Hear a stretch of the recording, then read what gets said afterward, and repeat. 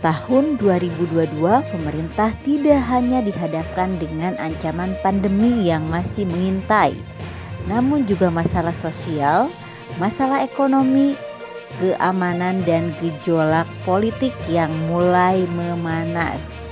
Semua potensi ancaman 2022 akan kita bahas di Paradigma Boni Hargens.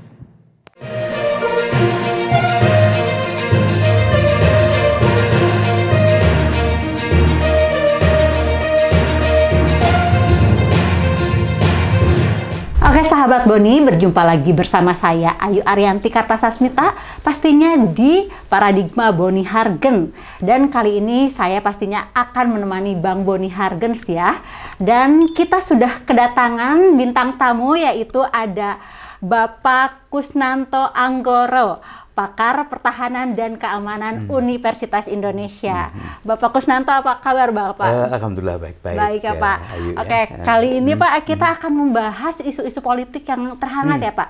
Pastinya di sini dengan tema potensi-potensi ancaman di 2022 terkait politik di Indonesia pastinya ya Pak. Bapak sendiri bagaimana Pak melihatnya dari perspektif Bapak terkait dengan keamanan ancaman ini Pak? Iya, kalau tahun 2022 itu sebenarnya kan kita agak sedikit diuntungkan ya dalam konteks tertentu ya, karena tidak ada pilkada, kira-kira itu ya. Tapi bukan berarti bahwa tidak ada persoalan-persoalan politik yang bisa mengarah ke masalah-masalah yang lebih serius, karena hampir semua orang tentunya makhluk politik ya, insan politik itu sudah mulai ancang-ancang untuk beberapa hal, termasuk tahun 2024 tentunya ya. Sehingga tahun 2024 kan kita tahu di situ ada pemilihan presiden, ada pemilihan lembaga legislatif dan seterusnya itu, dan dari sekarang sampai saat itu ini mulai bergejolak ya Pak? Bergejolak ke situ. Nah ini bercampur dengan beberapa persoalan fundamental yang kita punya. Kan sebenarnya sudah ada persoalan-persoalan lama ya, katakanlah semacam radikalisme, kemudian terorisme, terus bagaimana kita katakanlah kesadaran berbangsa dan bernegara segala macam itu. Ini kan persoalan-persoalan yang sudah menjadi persoalan kronis ya, udah lama, itu bukan persoalan baru, itu sudah lama. Demikian juga ada persoalan-persoalan yang sudah lama yang lain adalah bagaimana kita katakanlah mewadahi sistem politik kita ini. Seperti apa sih? Apakah sistem politiknya tetap plural seperti sekarang banyak partai, atau kita cenderung menyederhanakan dan sebagainya dan sebagainya. Nah ini menimbulkan persoalan tersendiri. Meskipun itu sebenarnya juga sudah persoalan lama. Nah yang spesifik di tahun 2022 sebenarnya ya cuma karena tidak ada pilkada, lalu segala sesuatunya terkait dengan katakanlah kontestasi pada tahun 2024. Nah yang kedua juga nggak boleh lupa tentang COVID, karena ini kan fokusnya ke soal itu ya, ke soal bagaimana penanganan COVID. Kalau dari segi pemerintah kan sebenarnya sudah mengalokasikan beberapa persiapan, katakanlah sampai tahun 2023 itu fokus ke situ, karena itu menjadi prioritas sebab katakanlah menyangkut kehidupan banyak orang, kan kira-kira begitu ya. Kan yang paling penting dari tugas pemerintah itu kan bagaimana menghidupi dan menghidupkan masyarakatnya supaya tidak terkena macam-macam lah, termasuk sakit COVID. Nah yang spesifik sebenarnya cuma dua itu, tapi dua ini kemudian bercampur dengan yang lain-lain yang tadi, kira-kira begitu ya. Nah itu terus kemudian menjadi persoalan yang bisa serius karena muncul dalam bentuk bisa macam-macam lah, segala persoalan isu ya, kita baca katakanlah media sosial ataupun media seperti televisi maupun di koran-koran konvensional juga muncul, selalu bercampur kayak gituan itu. Ya mudah-mudahan saja bisa bisa diatasi, karena bagaimana cara mengatasinya tentunya akan sangat tergantung pada satu adalah bagaimana komitmen kita berbangsa dan bernegara untuk tidak mudah terpengaruh oleh katakanlah sesuatu yang membuat keruh, kan kira-kira begitu. Kemudian yang kedua tentunya terkait dengan bagaimana katakanlah aparat negara atau aparat pemerintahan mempunyai kemampuan yang baik dan benar untuk mengelola itu. Tidak boleh juga untuk mengelola itu terlalu banyak mengandalkan kekerasan, itu juga tidak bisa, karena akan menimbulkan katakanlah cycles of violence atau cycle of hatred, kira-kira begitu ya. Jadi sebenarnya tantangan-tantangan seperti itu. Nah, tapi tentu yang juga perlu dicatat adalah yang dalam jangka dekat tahun 2022 2022 ya, pasti terjadi kan ini. Sebenarnya kan kita akan ada pilkada sekitar 101 atau berapa ya tahun 2002 itu ya. Nah itu kan bukan terpaksa, disepakati untuk ditunda. Nah kemudian akan diangkat semacam pejabat, entah namanya apa nanti ya, pejabat sementara atau pejabat harian atau pejabat apa yang mempunyai kewenangan penuh, kira-kira itu. Nah siapakah mereka? Mereka tentunya adalah mereka-mereka yang berasal dari dari bisa pejabat pemerintah di eselon 1 misalnya gitu ya. Lalu ada beberapa kontroversi lah, tentara, polisi boleh masuk atau tidak yang sampai sekarang belum selesai. Ada 101 kurang lebih atau 100 lebih lah. Nah kita lihat dari 101 itu terdiri di beberapa provinsi dan di beberapa di beberapa kabupaten.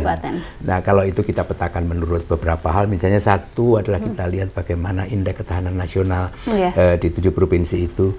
2 kita lihat juga bagaimana kesiapan tentang katakan lapangan. Terus kemudian dari suatu daerah itu ya Pak? Masing-masing itu, maka akan kelihatan sebenarnya daerah-daerah mana yang kira-kira pada tahun 2022 itu ada pertemuan antara katakanlah agenda politik yang tadi itu, pengangkatan seseorang menjadi katakanlah pejabat sementara kepala daerah itu dengan potensi-potensi konflik lokal. Jadi sebagian besar orang kan hanya berbicara pada level nasional ya. Oke saja, nasional itu juga perlu, tapi juga yang lebih penting ini bagaimana kita mencoba untuk memahami potensi-potensi konflik itu pada level lokal. Nah, jadi ada 7 provinsi lah, sekian kota, sekian kabupaten, ada 101 itu. Sebenarnya yang krusial hanya di beberapa tempat saja. Tepat ya Pak ya? Itu yang kita suatu saat mungkin harus membuat suatu studi yang lebih serius tentang itu. Terkait kita bicarakan lain lagi, lain kali. Terus nanti fokus penanganan akan di situ, karena apapun juga negara itu kan kemampuannya terbatas ya. Kalau ada 101 lalu daerah ya dianggap ribet semua, lalu kita sebar aparatnya itu di 101 daerah, mungkin juga tidak bagus. Jadi akan lebih baik kalau kita pelajari lebih dulu potensi-potensi yang kira-kira paling serius di daerah mana, lalu kemudian alokasi sumber daya itu dipusatkan daerah itu. Kalau itu dilakukan saya kira bisa di-handle ya. Tapi sekali lagi itu yang sangat spesifik di tahun 2022.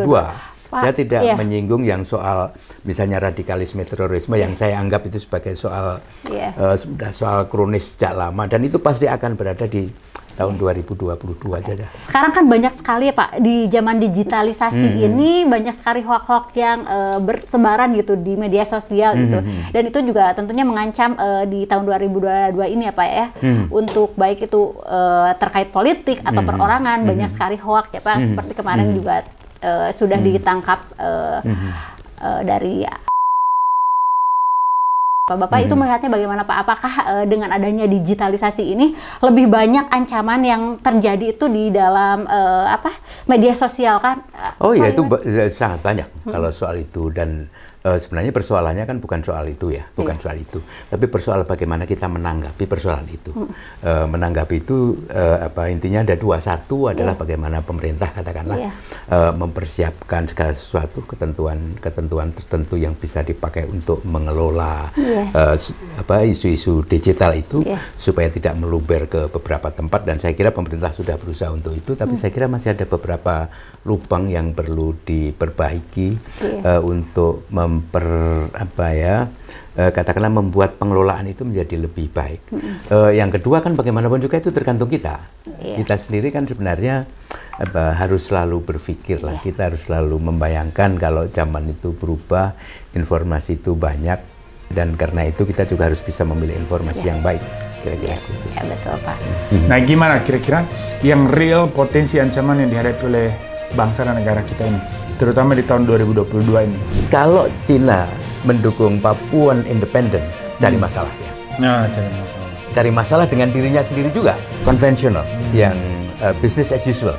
Misalnya kalau di Kementerian Luar Negeri itu kemudian persoalan Papua akan sebagian besar ditangani di level multilateral. Nah, daripada kita pusing seperti itu, kenapa diplomasi ini tidak kita benahi untuk bisa meningkatkan dukungan dan keyakinan publik internasional terhadap Indonesia bahwa there is nothing serious in Papua kecuali bahwa ini menjadi tanggung jawab domestik negara.